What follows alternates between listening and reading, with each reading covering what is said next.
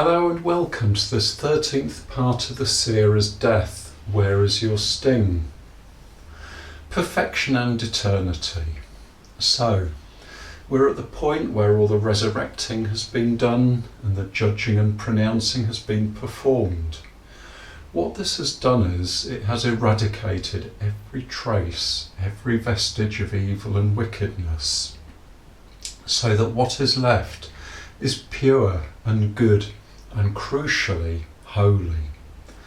Those who have not been saved are in the lake of fire. But what of the saved? Now, I don't know about you, but I personally have been known to sin, to do works of evil, to be wicked, even as a Christian. So is there not still some evil and wickedness within my soul? Hebrews 10:14. For by a single offering he has perfected for all time those who are being sanctified. Now the context of this is the perfect sacrifice of Jesus on the cross. What brilliant news this is, that if you are saved and are being made holy, then you have been perfected for all time. You are already as perfect as you can be. That is the miraculous work of the cross. But it is also very clear that by the time of the final judgment, all evil and wickedness has been fully eradicated from those who are saved, not just in God's eyes, but in an absolute way. Now, back to that question of what happens to those who are saved after the final judgment.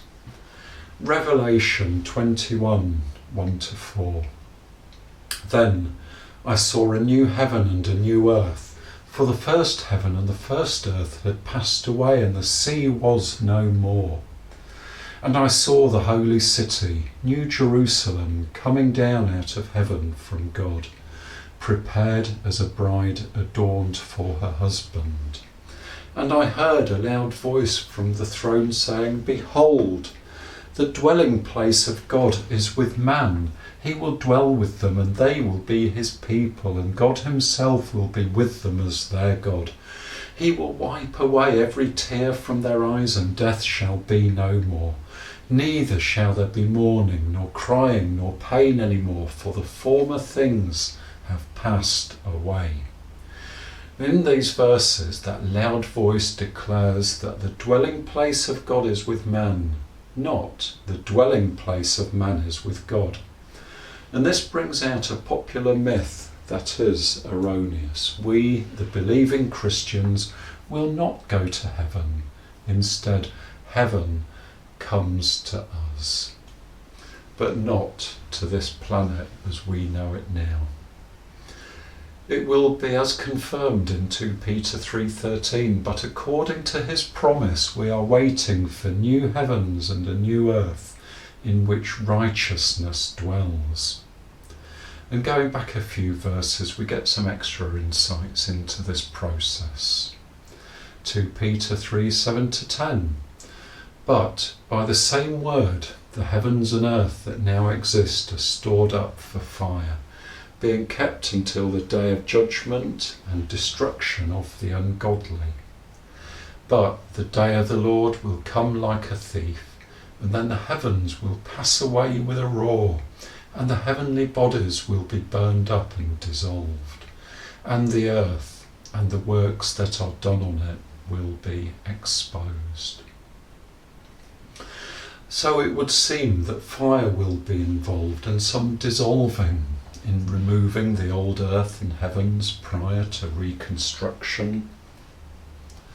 In the Bible there are various uses for fire. One is judgment, but another is for purifying or refining.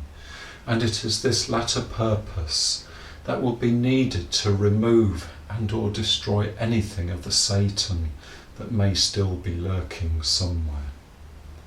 So back to the Revelation 20 verses above. This dwelling place that descended onto the new earth is called the New Jerusalem, that has come down from heaven, a vast city, some 1,400 miles cubed. It is on this new earth that the saved will live with God, where everything will not just be good, but very good. Perhaps even how God intended the Garden of Eden to be. John then continues with this vision, telling us that for the inhabitants there will be no more tears or pain, something also foreseen in Isaiah 65:19. Now, having got this far, it's worth spending a bit of time looking a bit more into what Revelation says. So, verses 5 to 8. And he who was seated on the throne said, Behold, I am making all things new. Also, he said, Write this down, for these words are trustworthy and true. And he said to me, It is done. I am the Alpha and the Omega, the beginning and the end. To the thirsty I will give from the spring of the water of life without payment. The one who conquers will have this heritage, and I will be his God and he will be my son. But as for the cowardly, the faithless, the detestable, as for murderers, the sexually immoral, sorcerers, idolaters, and all liars, their portion will be in the lake that burns with fire and sulphur, which is the second death. There are those words, it is done. A clear echo of Jesus' last words on the cross recorded in John 19:30. It is finished. That moment when Jesus was on the cross can be seen as the beginning, as being the end of time as we know it, and the beginning of eternity for all of us who are saved. Revelation 21:9-10. Then came one of the 7 angels who had the 7 bowls full of the 7 last plagues and spoke to me, saying, Come, I will show you the bride, the wife of the Lamb.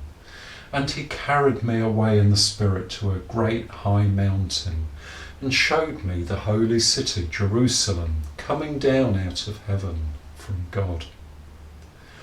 The New Jerusalem's footprint is round about 5.3 million square kilometres, whereas the world's 125 largest cities by area comes out to under 200,000 square kilometres, which is only some 3.7% of that of the New Jerusalem. So, that concludes the 13th part of this series, Death, Where is Your Sting? Thank you for watching.